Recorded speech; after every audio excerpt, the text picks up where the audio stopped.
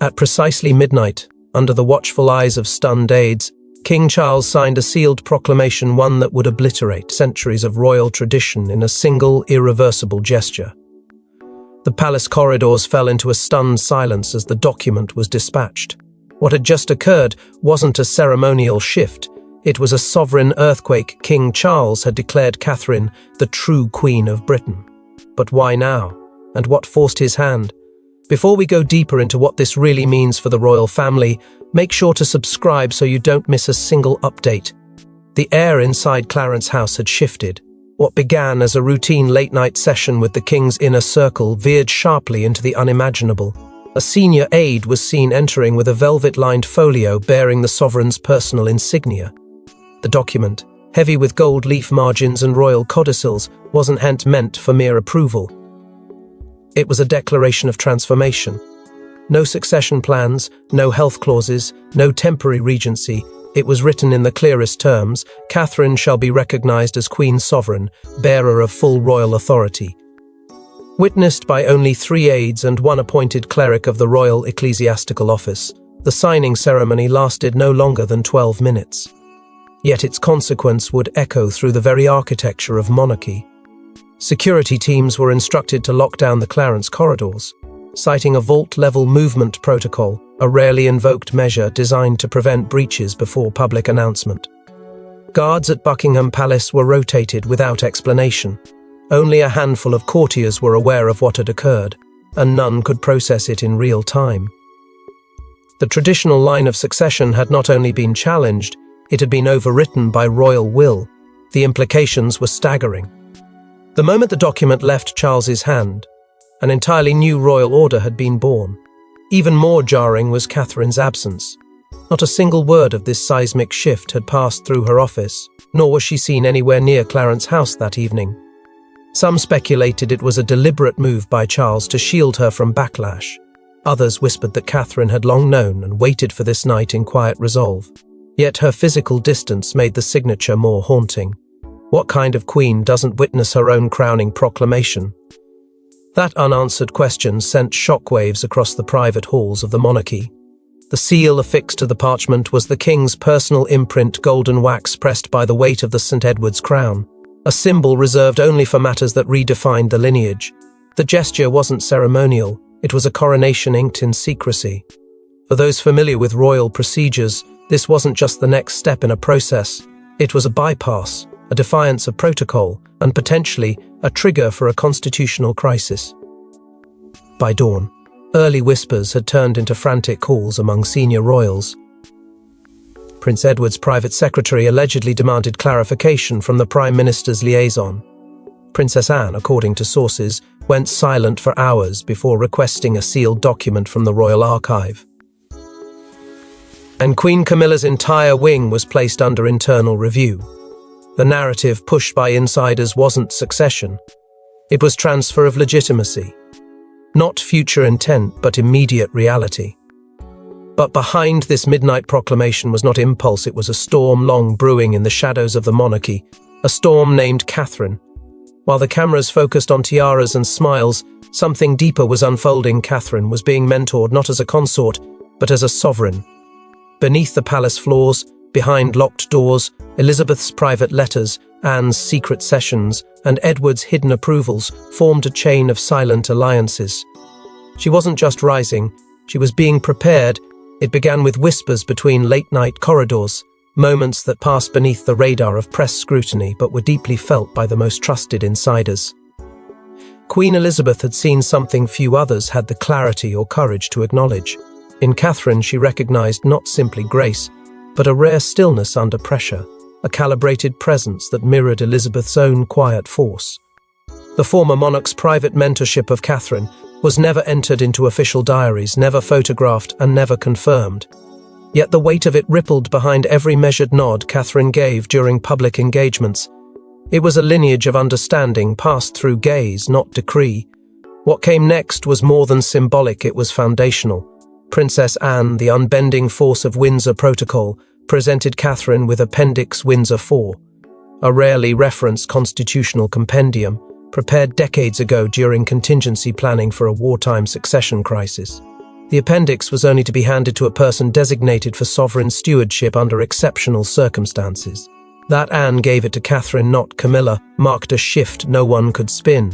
It wasn't an invitation to observe, it was a call to prepare. Prince Edward, often overlooked in the dynastic chessboard, emerged as a quiet architect in Catherine's ascent.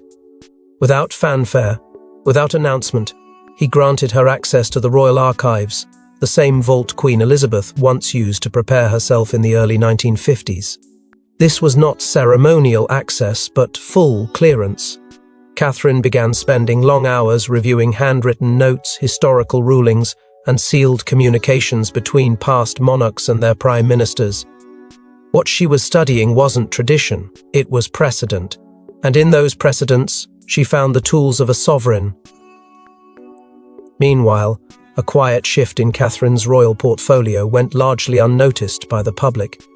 Her patronages subtly crept into domains once strictly governed by the Crown itself: constitutional charities, military training foundations, and key educational trusts connected to the future governance of the Commonwealth. One by one, institutions began altering their language in internal memos, addressing her not as a symbolic patron but a directional authority. She wasn't stepping into the light, she was becoming the source of it.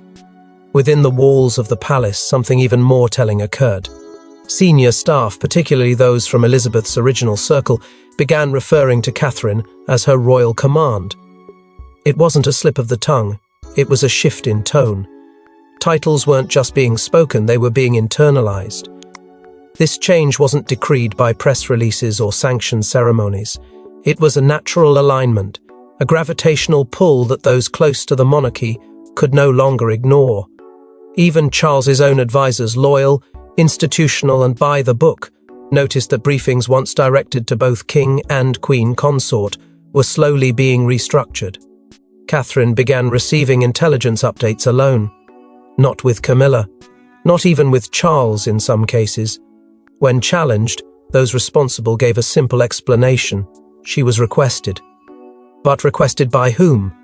No one answered, and yet everyone knew. But as Catherine ascended in silence, Camilla's grip on the crown and her composure began to fracture in full view of the court. It wasn't a breakdown, it was a reckoning. At a high-profile diplomatic reception, Camilla's hands trembled, her words faltered, and then she left, abruptly. What the press called exhaustion was, in truth, the moment she saw the final version of Charles's decree and the signature that shattered her position forever. The Grand Commonwealth event was meant to be ceremonial, dignified, a reaffirmation of unity. But for Camilla, it became a stage of collapse. Just hours before, inside the private quarters of Clarence House, she had held the sealed document in her hands. The words weren't theoretical, they were final. Charles's inked signature, his personal seal, and the chilling phrase "Queen Sovereign Catherine" left no ambiguity. For weeks, Camilla had pleaded with Charles behind closed doors, urging him to reconsider. She referenced tradition, public optics, even the Queen Consort's constitutional standing. But Charles offered no revisions. His silence, once a comfort, now became a verdict. When Camilla took the podium that evening, those who knew her sensed the unraveling. Her speech, drafted with confidence, dissolved in her hands. She skipped lines, lost pace, and midway through, simply stopped. Without so much as a glance at her guests, she stepped down and vanished behind the velvet curtain, never to return in public royal form. It was the first time in recorded history that a queen consort abandoned a live diplomatic address mid-sentence. What seemed unthinkable had become undeniable. Within 48 hours, the fallout began. Her most loyal staff, many of whom had served her since the days of Clarence House receptions and pre-coronation appointments, formally resigned. No statements were given. Their exits were quiet, procedural, but resolute. It was clear to them that Camilla no longer held court. Her authority had not just been challenged, it had been rescinded. By that evening, items long associated with royal sovereignty were quietly removed from her possession. Among them, the Greville tiara, the sapphire-encrusted sash of the royal order, and the Queen Mother's brooch, each reclaimed by the Crown Wardrobe Office. The symbolism wasn't lost on anyone watching. These weren't mere accessories, they were status, and that status had just evaporated. While Camilla's world crumbled, another quietly ascended. Princess Beatrice, who had previously remained distant from internal power struggles, was seen escorting Catherine through a discreet entrance into the Queen's private study.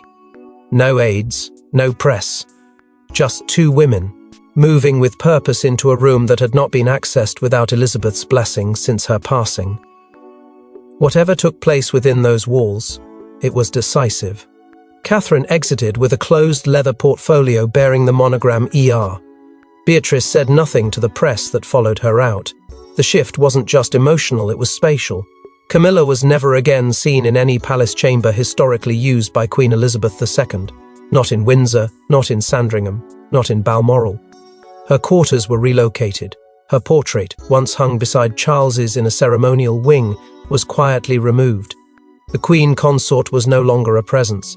She had become a memory erased not by scandal, but by decree.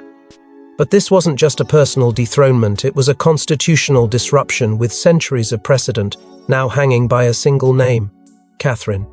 As the Crown Council gathered for what should have been a ceremonial signature review, the room turned cold. Several senior members refused to acknowledge Catherine's title.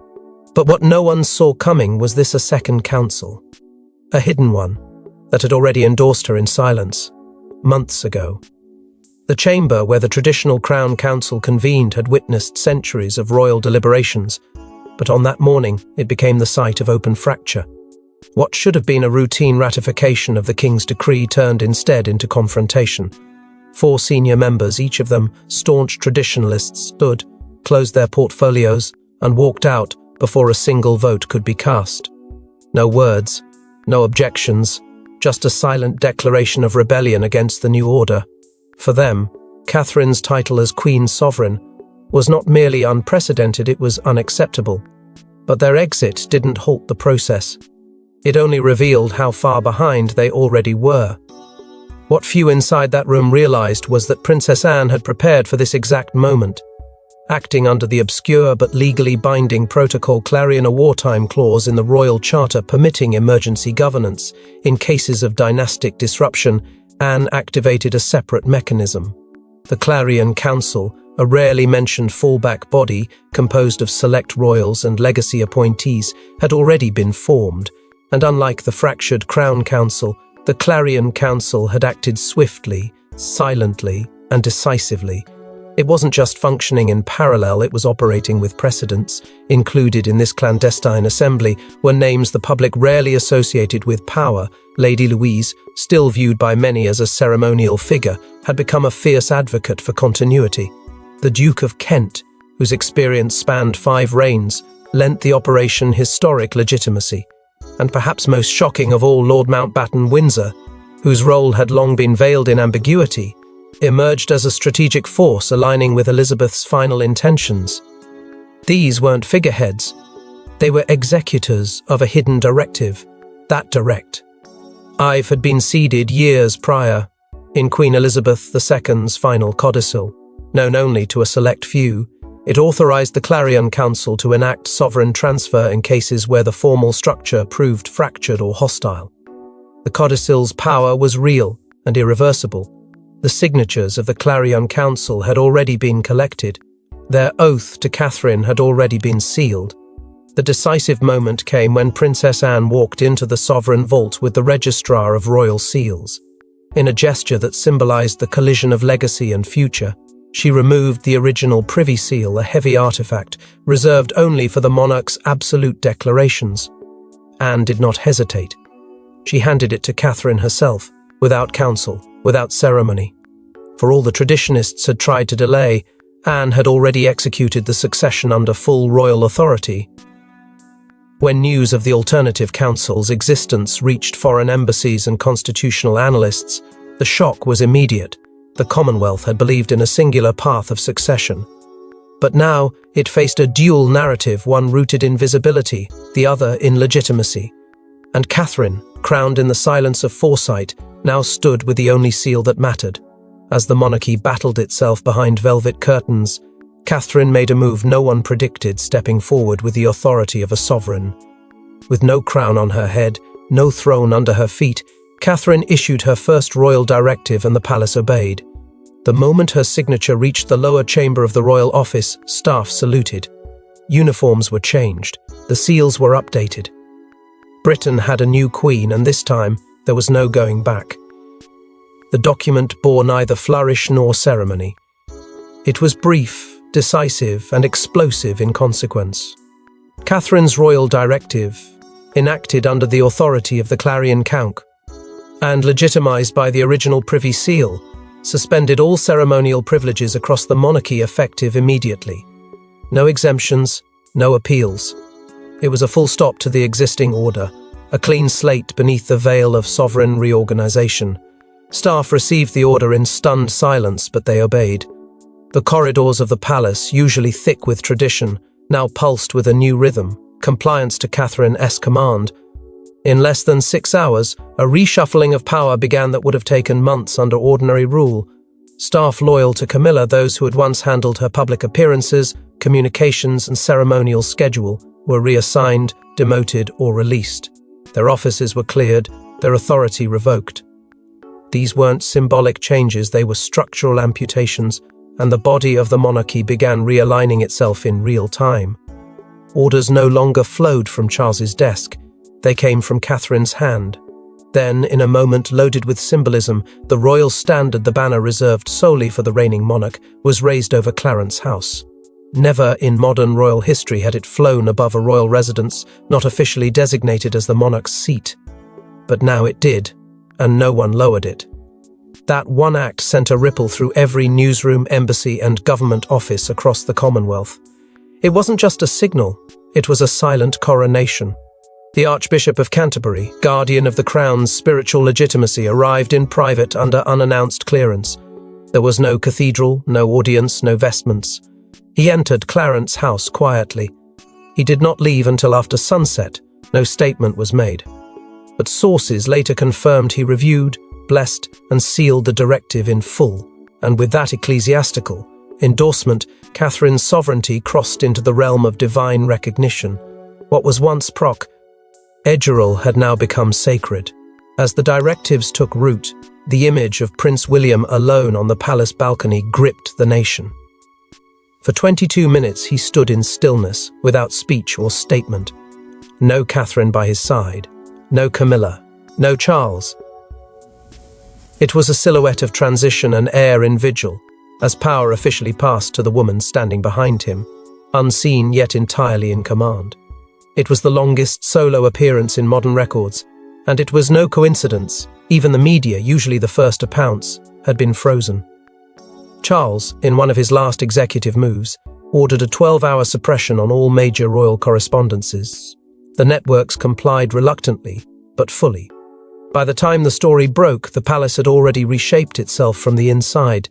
The press could only report what had already become irreversible, but if the world thought this was Catherine's moment of triumph, they hadn't read what Charles wrote on the final page of his sealed decree. There, on parchment older than Windsor itself, King Charles wrote what he never dared speak aloud. A letter addressed to the people of Britain and the keepers of the crown, where he confessed why he could no longer serve, and why only Catherine could carry the soul of the monarchy. His words would split the royal family forever. It wasn't a press release, it wasn't a statement prepared by aides or vetted by constitutional scholars. It was handwritten, raw. Each stroke of the pen revealing a man unraveling the burden he had carried longer than anyone truly knew. Charles began not with ceremony but with surrender. He admitted that the demands of the crown had grown beyond his strength, that time had turned against him in ways the public had not yet seen. The nation had watched his thinning frame, his long silences during key events, but now, in ink, he confirmed what had been feared behind. Palace doors, his health had become a quiet emergency, one that could no longer be disguised behind protocol. Then came the confession no one expected. Charles wrote of regret, of alliances formed out of fear and not wisdom. He did not name Camilla, but those closest to the throne understood. He spoke of displaced trust, of moments where legacy had been compromised by comfort. It was the clearest indication yet that the Queen Consort's influence had not just failed to unify, but had fractured the very institution she was meant to uphold. And in that fracture, Charles found clarity. He turned the letter to the past, to a promise sealed not in public, but in sacred legacy. A vow made to Queen Elizabeth II, spoken during their final private council. Catherine, Elizabeth had insisted, was not to remain in the shadow of any throne. She was to inherit it, fully, not as a consort, not as an extension of a man, but as a sovereign in her own right. That sealed promise had remained locked away in the Royal Legacy Trust, a clause waiting for a moment only Charles could activate, and now, with trembling hands, he did. Charles requested that all official language henceforth refer to Catherine as Queen Sovereign, not merely in title but in full dominion. It was not a symbolic flourish, it was a declaration of intent of irrevocable transfer. His signature, though weak, was unmistakable. But what stunned even the most hardened palace aides was what lay beneath it: Queen Elizabeth's own emblem, embossed in silver. It had not been used since her final codicil. Now it sealed a transition written not in duty but in devotion. Anne and William were summoned for one final task. In silence, they escorted the letter to Catherine's private chambers. No one else was present, no aides, no photographers, just the heir, the sister, and the Queen to come. Catherine opened the envelope without hesitation. She read every word slowly, then closed her eyes, not in triumph, but in mourning. Mourning the weight of what had just been handed to her. But while Charles retreated into the shadows of Balmoral, one final force emerged to challenge Catherine's newfound power. Prince Harry. He arrived in silence, but his intent was anything but quiet.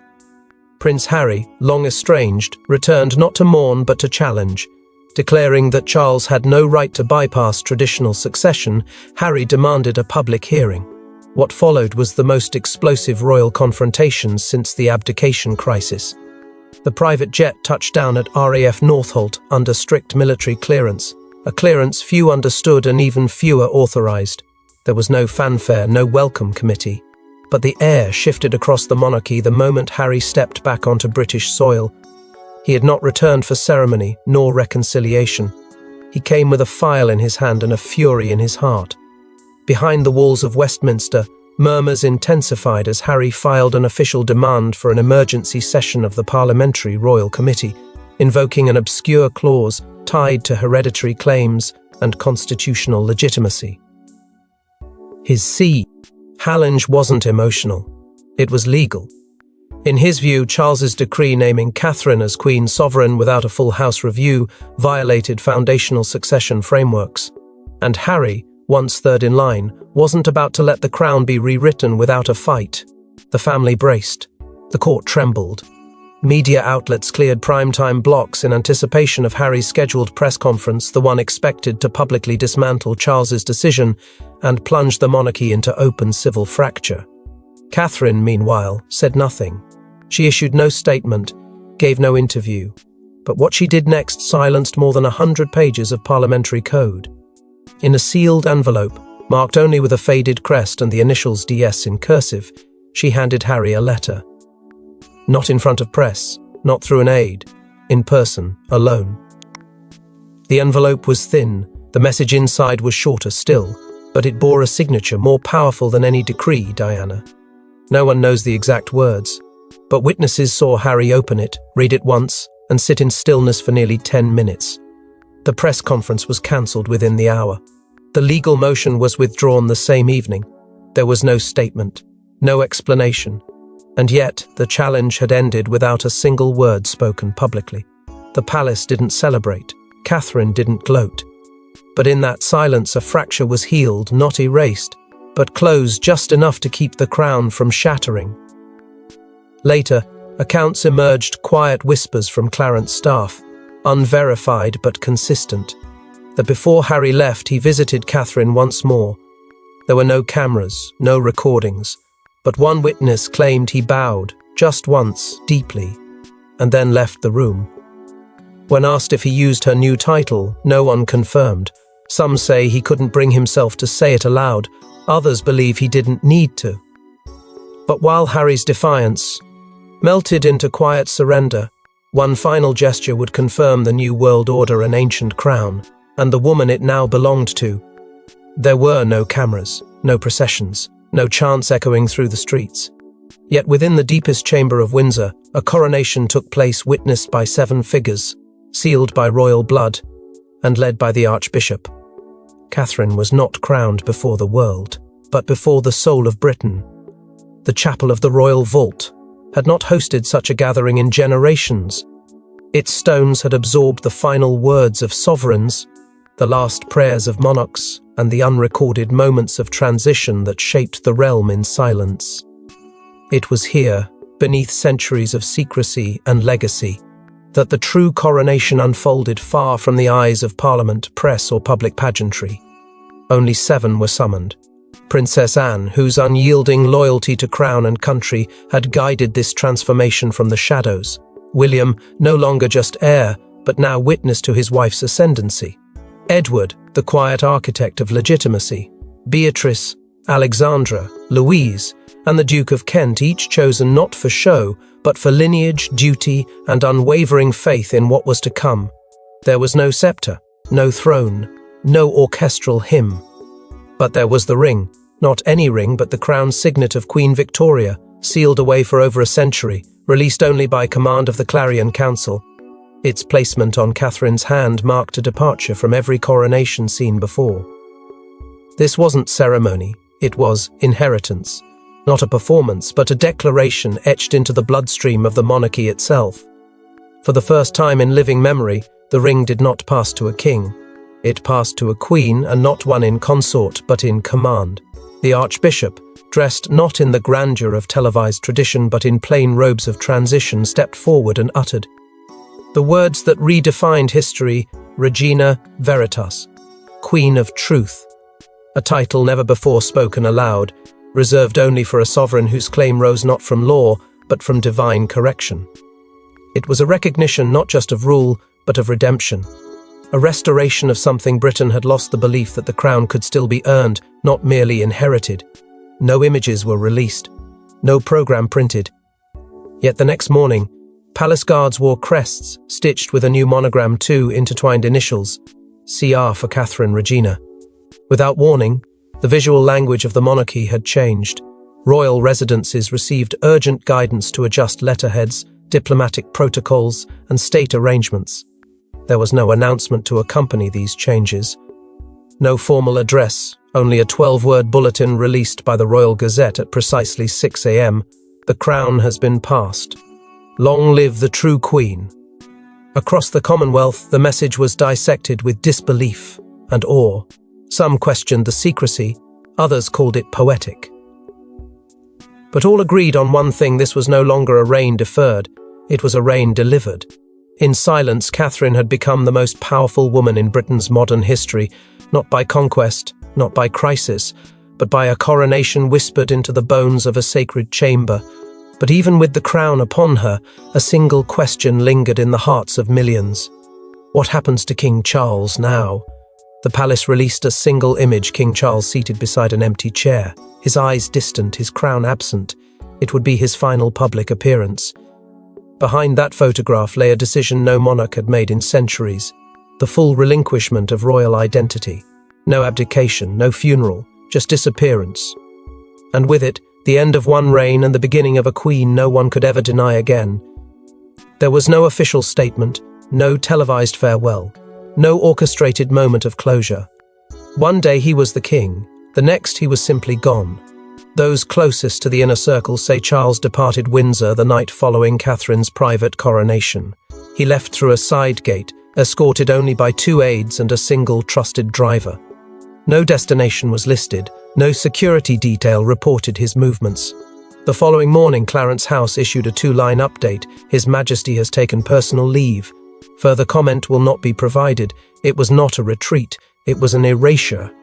Whispers from within the palace suggest that Charles now resides at a private estate, one that had been prepared in absolute secrecy months prior. Even among senior staff, its exact location remains a mystery. It is said to be one of the older properties owned by the Crown, one untouched by tourism, or historical reenactments. A place of silence, reflection, and say. LF exile. Those few who claim to have seen him describe a man stripped of ornament, no longer addressed by title, no longer weighed down by pageantry. He is not ill, he is not broken, he is something else entirely removed. Rumors hint that he has adopted a monastic routine, his days marked by long walks and handwritten letters, his only connection to the world through Princess Anne, who visits monthly without press or escort. What Charles left behind, however, speaks volumes. His private documents, journals, letters, unfiled decrees were collected and sealed under strict instruction and transferred to the Royal Legacy Trust. These papers, according to a senior archivist, are to remain unopened until Catherine's reign concludes. Some believe they contain reflections on his inner doubts, regrets, and the true reasons behind his final act. Others suggest they may one day serve as the emotional blueprint of a monarch who chose silence over spectacle. Catherine has never spoken of him publicly since, not in interviews, not in speeches, not even in private conversations with dignitaries. It is as if the chapter closed with no epilogue, and perhaps that silence is her answer. William, ever the bridge between eras, has only acknowledged his father once since his departure. In a rare, off-the-cuff comment to a Commonwealth ambassador, he referred to Charles not as His Majesty or my father, but simply as the last guardian. The words lingered. They suggested not bitterness, but reverence and understanding that Charles had sacrificed not only power, but presence for the future of the monarchy. Inside the royal residences, everything changed. The official portraits that once adorned the palace halls were rearranged. Where Charles and Camilla once stood, now stood Catherine alone, sovereign, resolute. Her image replaced theirs not with celebration but with stillness. It wasn't triumph. It was truth. One reign had faded, and another had taken its place, unchallenged and irreversible. Before we go deeper into what this really means for the royal family, make sure to subscribe so you don't miss a single update. Catherine's reign has only just begun, and the battles ahead will rewrite everything. Thanks for watching. Please don't forget to like and subscribe, and we will see you in next one.